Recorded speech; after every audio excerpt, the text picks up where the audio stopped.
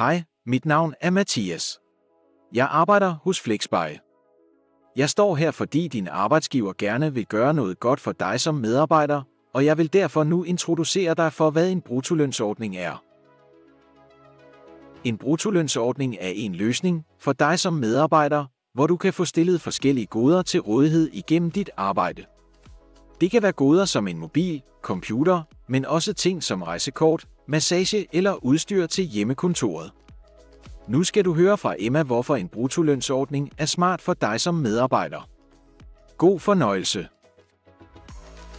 Hej. Jeg ville gerne have en ny iPhone, men jeg synes, den var lidt for dyr. Her har jeg lavet regnestykket. Jeg får 25.000 kroner i løn. Af dem går 2.000 til AM-bidrag og næsten 9.000 til skat. Altså har jeg ca. 14.000 kroner til mig selv. Hvis jeg skulle betale de 8.999 kroner, den nye iPhone koster, ville jeg kun have 5.031 kroner til mig selv resten af måneden. Som du kan høre, synes Emma, at hendes budget er for stramt. Derfor har hun talt med HR om at få sin nye iPhone på bruttolønsordning. Lad mig prøve at vise dig regnestykket, når det kører over bruttolønsordning. Emma får stadig 25.000 kroner i løn.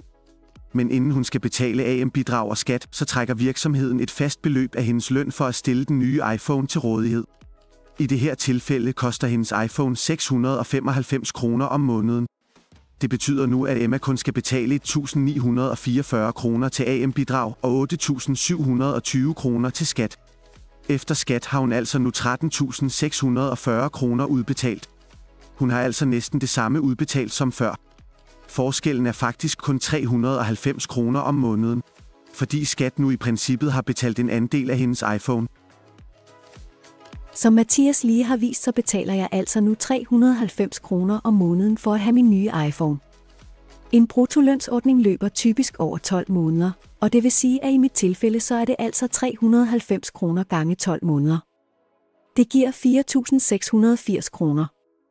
Fordi jeg gerne vil være ejer af telefonen ved slutningen af de 12 måneder, betaler jeg en frikøbspris på 1.350 kroner, og har altså i alt betalt 6.030 kroner og sparet næsten 3.000 kroner ved at gøre det på den her måde.